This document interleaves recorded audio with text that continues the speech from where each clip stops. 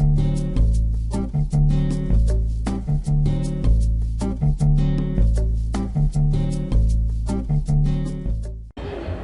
it's Rick from the World Congress of Families here in Sydney, Australia. Today I'm together with a couple from Australia that do family coaching, family programs. So introduce yourself, please.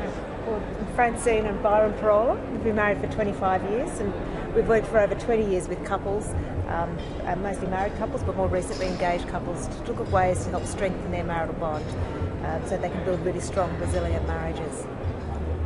And most of our work is actually done in either one-on-one, couple-to-couple, or in small group seminars. But increasingly, actually reaching out through digital media and online, in the online world, to actually just propagate the information and knowledge that we work with. Okay, so I have three questions for you. The first question is, what do you feel are the major issues that families are facing in today's society?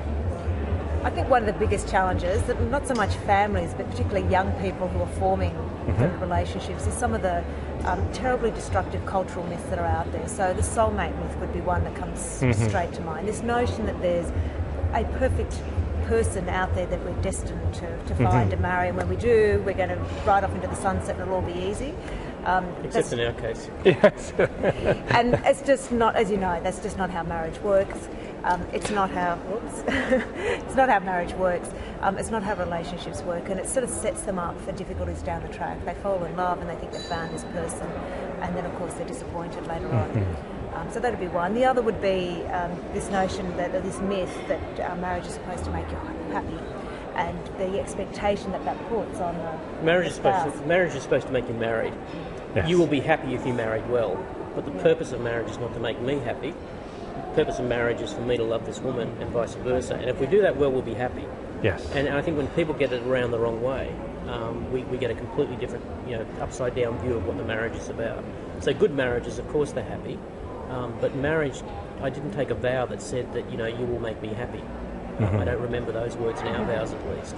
So I think those things, I think what you pick up from this is that our sense is actually probably what's the biggest challenge for family life at the moment is actually what's happening between the couple.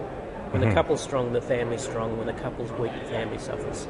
And I think that's the biggest challenge of family life, is just actually working out how these two people sort their stuff out and be genuinely loving. And when you're loving, you can cope with anything. You can, you're resilient and you're whole. So. Yes, to me that's quite profound. That's something that's missing in a lot of understanding of how families should be. You talked earlier in one of the sessions about love language, and you drew that out into a quite a very interesting approach. Do you have a couple words to say on some of the issues that faced in that? Sure. There's quite a few different sort of little theories and frameworks around that look at different ways that we can learn how to love the other person the way they like and need to be loved. You've got the Gary Chapman's love languages, you've also got Willard Harley's his needs, her needs, and there's a few, Emerson Eggerich's love and respect. They all come from the same place, which is knowing how that person, this person that I'm called to love, likes and needs to be loved, and then learning to love him that way, not the way that I would instinctively. And vice versa. And I guess what you would have picked up from our earlier conversations is that while everybody has a unique expression of how they experience love and how they express love, that typically men and women have very common patterns in that. And so the trick is, how do we learn this quickly? Well, Francine's unique. She's never existed on the planet before, but she's also a woman. So while I'm working out who this individual is, Francine is, it helps me to know how most women experience love, because that gives me a good running start. Now, it doesn't mean Francine's going to be exactly like the average woman. There's no such thing as the average woman.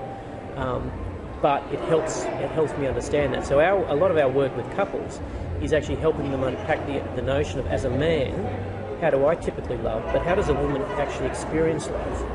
And that is typically different, and vice versa. And that's the essence of the work we do. We call it smart loving.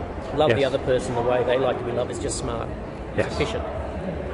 And to me, that was one of the issues that I think you highlighted very well in your session, is that this is one of the big issues families are facing in their couple relationship, is this difference in how they love and overcoming those barriers to that. Yes. And that authentic love, I suppose, is really about reaching out as much as we possibly can to love on the other's terms rather than on our own terms. And that's really authentic love, if you like. It's, Yes. Love by definition is other-centred. So Yes. this is actually the practicality of how do you be other-centred. Great. I love that.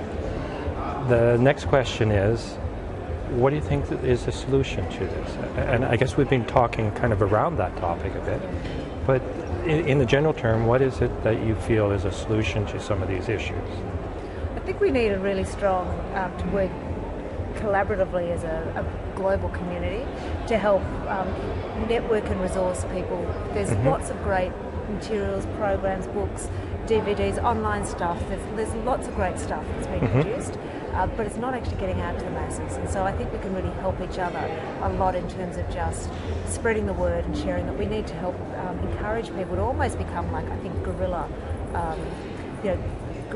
words of Michelle Wilder Davis, guerrilla divorce busters. I think a lot of the time there's a lot of intervention we can do in terms of preventing some of the disasters that happen by being just being alert to the cues. So when I'm talking to mums on the playground and somebody's having a whinge about her husband, I can take that lady offline or inject a positivity in that point rather than just going with the flow and saying, all men are hopeless, you should get better, which is what tends to happen. And so just being alert in the community that when there are those warning signs and being prepared and ready to respond with positive, practical solutions for people and suggestions for how they can get help, can help stop people getting to the stage where it's almost too late, even if they get to a counsellor. There's so much damage done. It's almost too late for them. I think there's even a simpler one in addition to that, which is work out how to make your marriage work. Because when your marriage is working, it's actually attractive to other people. They want what you have. And then they will either come and inquire, or they will look, or they will learn. And you also give them permission to aspire to something. You give them something that they want. So it's actually really simple. I mean, if we think about it from a neighbourhood level and from a family level, if we can just focus on... I'll give you a look. We're used to working with video. We'll just Yes. So I think it's really simple from at a personal level. Is if I can just get my marriage going, and that's challenging at times. But if I can get my marriage going, that's actually enough. Because if we were all doing that, then we'd be actually little beacons of light all over the place. So while there's a mountain of stuff to do out in the world out there, we've got to go out into that world with our own house in order. And I think, too often as people who care about these causes, we get caught up in the cause. Looking out there all the time and forgetting to... And, the village is burning, if you use the analogy. So, Yes. And we've noticed that with my wife and I in our relationship. We've had couples come up to us or people and say, you inspire us by the energy and the feeling that you create. And I feel the same from the both of you, that you epitomize the ideas of being together as a couple and sharing, and it's obvious you've done a lot of work in creating the relationship you do have. You didn't see us yesterday. It's okay. It's what builds today. Right. Yeah, exactly. Yeah. And you have to go through It gives those. us depth. Yes. So the final question is, what do you see as the future for families? Now, how do we get there? I'm actually quite optimistic. I mean, there's lots of troubling signs around, and some of the statistics are terrifying. But I actually think it's... sometimes these troubles are a way for helping us to go deeper. When we look back over kind of sort of recent history, say the last century, in some ways marriages were less complicated. Like the culture was very much, when a couple got married, culture sort of held them together. Yes. And we don't really have that anymore. We've got a sort of a culture that makes it permissible for people to leave their marriages if they're not working. And so you could say that's a negative, but I think what it's doing is it's forcing us to go deeper into the relationships and really understand them, so that we were going to, over time, emerge with a better understanding of what makes marriage work. I think a lot of the so-called successes of past marriages were often not necessarily very successful. They stayed together, but they weren't necessarily very... The absence of divorce doesn't define the quality of a marriage. Yes, I agree. And I'm not saying that we have better marriages today than our parents and our parents' generation did, but I think, as Francine said, when it's like anything in life, when you're faced with challenge, then you actually have to draw on your resources to find an answer. So, yeah, all growth is hard. Some growth is destructive. I mean, sometimes things come over the wall and they kill you. That's but when you're forced to think about what really matters, then you start to dig deep. So we've got a sense of hopefulness, even in the face of great challenge, because ultimately, I think the notion of marriage and family wasn't constructed. It's in our nature. It's the way we've been for generations, for centuries, for millennia. And we're not discovering something that's new and trying to fine-tune it. It's built into our DNA.